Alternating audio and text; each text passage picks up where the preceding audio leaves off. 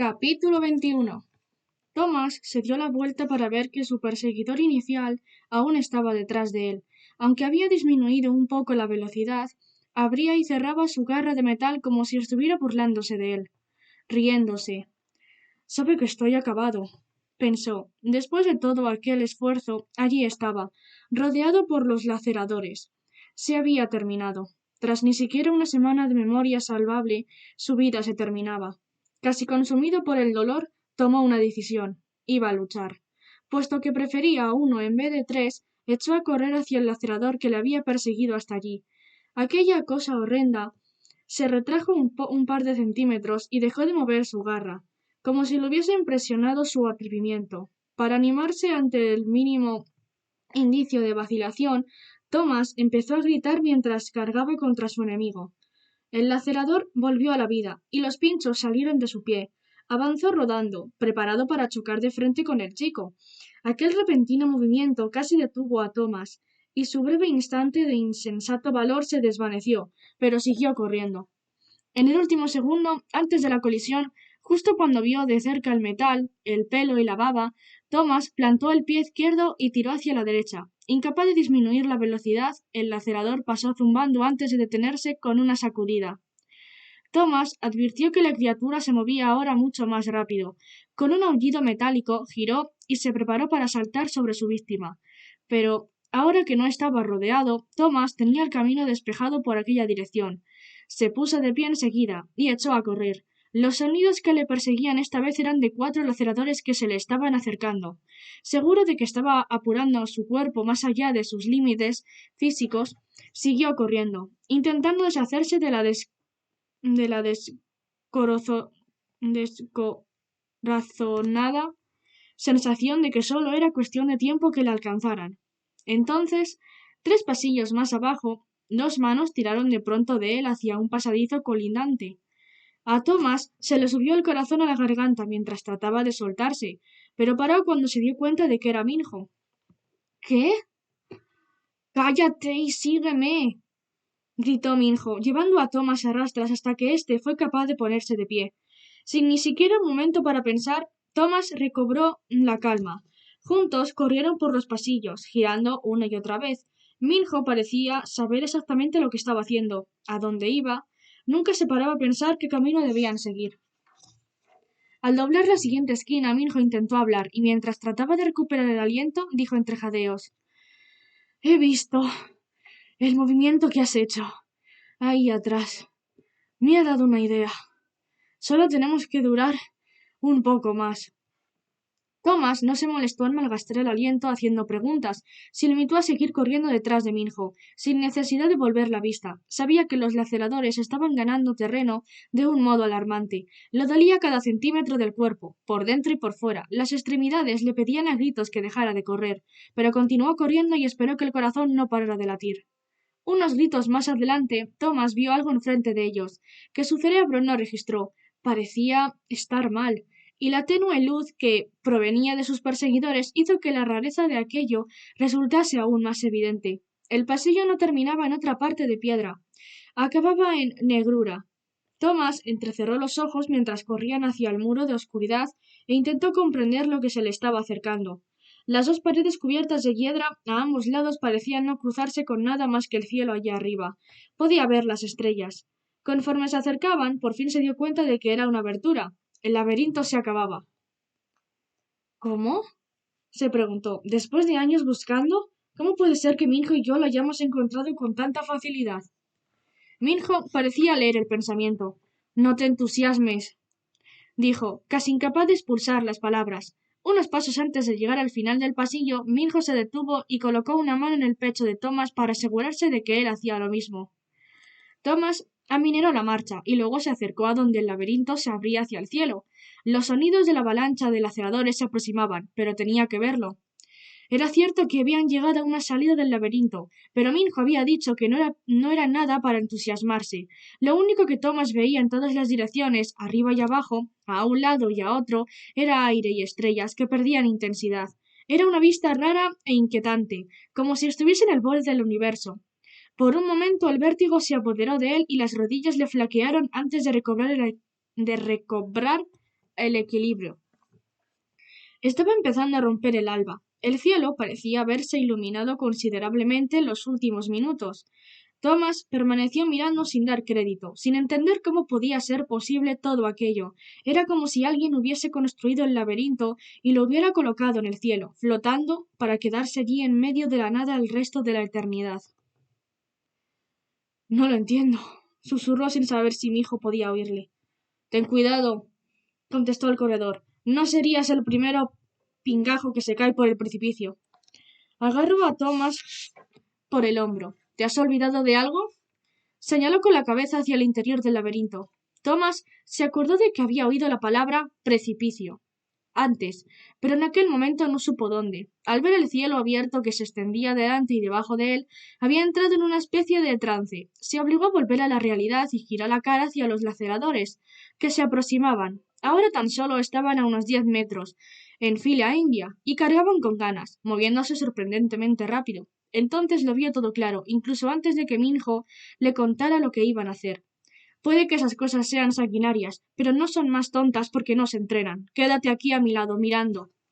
Thomas le interrumpió. Lo sé, estoy listo.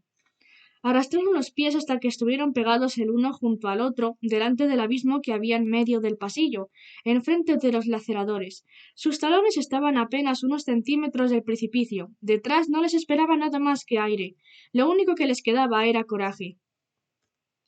Tenemos que estar sincronizados, gritó Minho, casi ahogado por los ruidos ensordecedores de los pinchos retumbantes que rodeaban la piedra.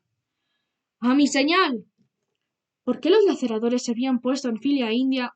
Era un misterio. A lo mejor el laberinto era demasiado estrecho y se les hacía incómodo moverse unos al lado de los otros. Así que avanzaban rodando, uno tras otro, por el pasillo de piedra, chasqueando y gimiendo, listos para matar. Los 10 metros se convirtieron en apenas 5 y los monstruos ya estaban a tan solo segundos de chocar contra los chicos que les estaban esperando. ¿Preparado? Dijo Minho con firmeza. Aún no. Aún no. Thomas odió cada milésima de segundo de aquella espera. Solo quería cerrar los ojos y no volver a ver ningún lacerador jamás. ¡Ahora! Gritó Minho. Justo cuando el brazo del primer lacerador se extendió para pincharles, Minho y Thomas salieron en direcciones opuestas, cada uno hacia una de las paredes externas del pasillo. Aquella táctica había funcionado antes cuando Thomas la había aplicado, y a juzgar por el horrible aullido que se escapó del primer lacerador, había vuelto a funcionar. El monstruo salió volando por el borde del precipicio. Curiosamente, su grito de guerra se cortó de golpe en vez de ir perdiendo intensidad, como si cayera en picado a las profundidades de lo desconocido. Thomas fue a parar contra la pared y se dio la vuelta justo a tiempo de ver cómo la segunda criatura caía por el borde, incapaz de detenerse. La tercera plantó en la piedra un fuerte brazo con pinchos, pero iba a demasiada velocidad. El ruido chirriante de los pinchos cortando el suelo hizo que a Thomas le ocurriera un escalofrío a la espalda, aunque un segundo más tarde el lacerador cayó al abismo.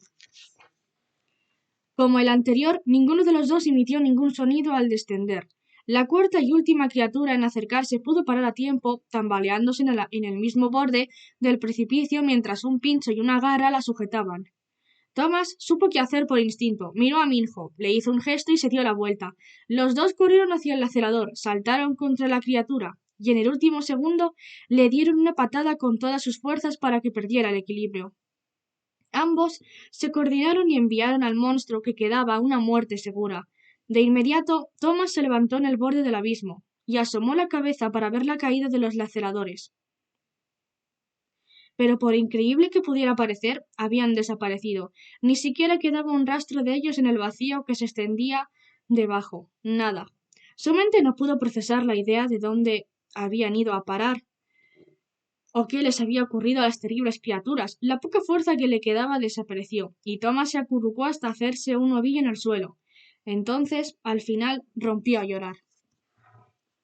Capítulo 22. Pasó media hora. Ni Thomas ni Minho se movieron un centímetro.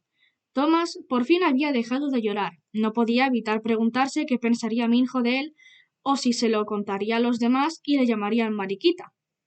Pero no le quedaba ni una pizca de autocontrol. No podría haber impedido que le brotaran las lágrimas. De eso estaba seguro. A pesar de su falta de memoria, sabía que acababa de pasar la noche más traumática de su vida, y sus manos doloridas y su completo agotamiento no ayudaban. Volvió a arrastrarse hasta el borde del precipicio. Asomó otra vez la cabeza para fijarse mejor, ahora ya que había amanecido del todo. El cielo abierto delante de él era de un fuerte color púrpura que poco a poco se iba mezclando con el azul intenso del día, al que acompañaban tintes anaranjados del sol sobre el plano y distante horizonte. Se quedó con la vista clavada abajo y vio que el muro de piedra del laberinto seguía hacia el suelo, convirtiéndose en un escarpado acantilado hasta que desaparecía en lo que fuera que hubiese muy lejos, bajo sus pies.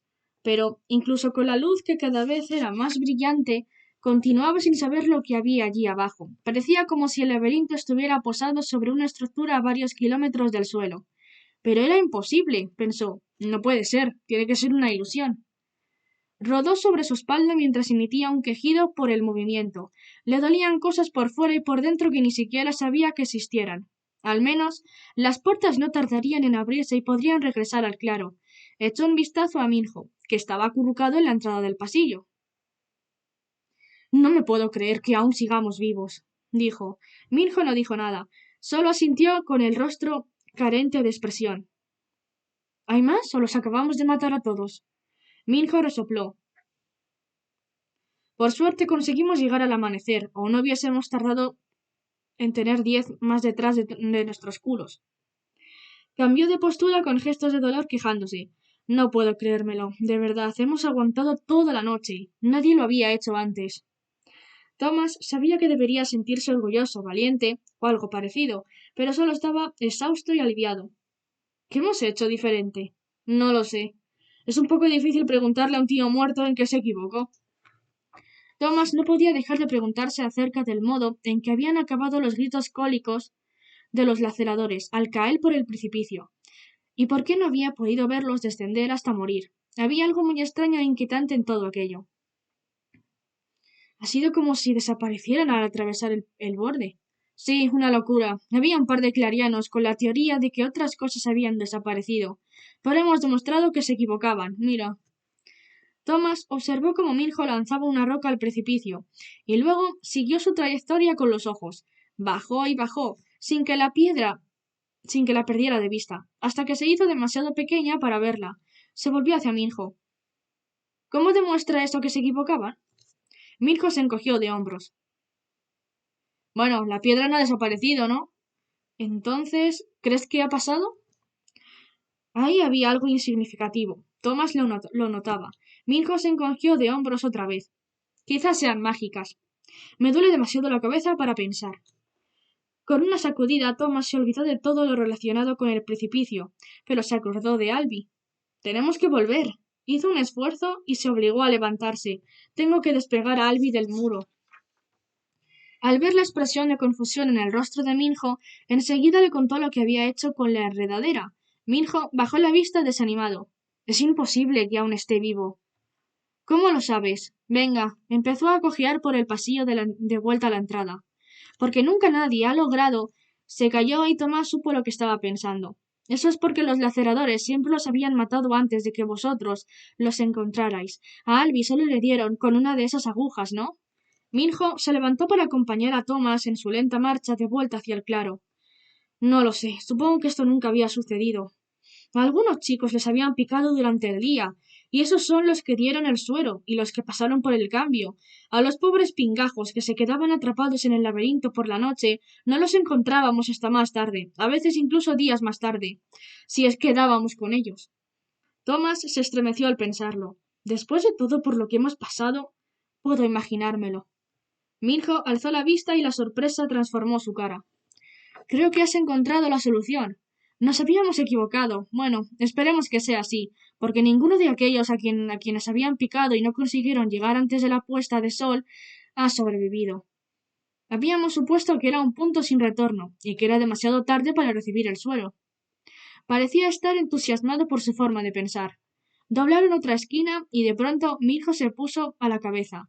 El chico estaba acelerando el paso, pero Thomas se quedó detrás de él, sorprendido por lo familiares que le resultaban sus indicaciones. A veces hasta giraba antes de que Minho le mostrara el camino.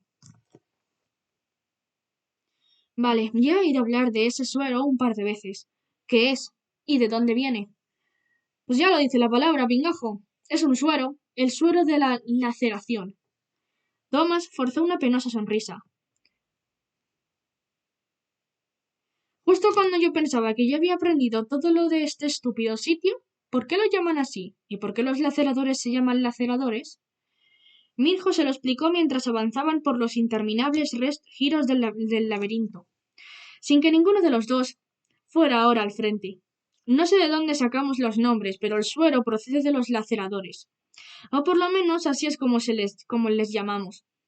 Viene con las provisiones en la caja cada semana, siempre ha sido así. Es una medicina o un antídoto o algo que va dentro de una jeringuilla. Listo para que lo usemos. Hizo como si se pinchara una aguja en el brazo. Se le pincha esa maldita cosa al que le han picado y se salva. Pasan por el cambio, lo que es una mierda, pero después se curan. Transcurrió un minuto o dos en silencio mientras Thomas procesaba la información, y en ese tiempo giraron un par de veces más. Se preguntó por el cambio, por lo que significaba, y por alguna razón siguió pensando en la chica. Aunque es raro, continuó Minjo por fin, nunca hemos hablado de esto. Si está vivo, no hay ningún motivo por el que Albi no pueda salvarse con el suero. No sé por qué teníamos en nuestras cabezas de Clonk que, una vez que las puertas se cerraran, estabas acabado. Fin de la historia. Tengo que ver con mis propios ojos eso que has hecho de colgarle la pared. Creo que me estás fucando. Los chicos siguieron caminando. Minjo casi parecía contento, pero algo fastidiaba a Thomas. Había estado evitándolo, negándoselo a sí mismo. ¿Y si otro lacerador alcanzó a Albi después de que yo esquivara al que me estaba persiguiendo? Minjo le miró perplejo. Lo que quiero decir es que vayamos rápido, dijo Thomas, con la esperanza de que todo lo que se había esforzado para salvar a Albi no hubiera sido en vano. Intentaron acelerar el paso, pero los cuerpos les dolían demasiado y decidieron volver a caminar despacio, a pesar de la urgencia. La siguiente vez que doblaron una esquina, Thomas se tambaleó, y el corazón empezó a latirle muy deprisa cuando captó un movimiento delante. El alivio le inundó un instante después al darse cuenta de que eran Newt y un grupo de clarianos. La puerta oeste del claro se alzaba sobre ellos, y estaba abierta. Habían conseguido volver. En cuanto aparecieron los chicos, Newt se acercó cojeando hasta ellos. ¿Qué ha pasado? Preguntó casi enfadado. ¿Cómo demonios? Te lo contaremos más tarde, le interrumpió Thomas. Tenemos que salvar a Albi. Newt se puso pálido. ¿Qué dices? ¿Está vivo? Ven aquí. Thomas se dirigió a la derecha y estiró el cuello para mirar hacia la parte superior del muro, buscando entre las espesas enredaderas hasta que encontró el lugar donde Albi estaba colgado de los brazos y de las piernas muy por encima de sus cabezas. En silencio, Thomas lo señaló. Aún no se atrevía a relajarse, aún estaba allí, y de una pieza, pero no había señales de movimiento. Newt al final vio a su amigo colgando en la hiedra y se volvió hacia Thomas.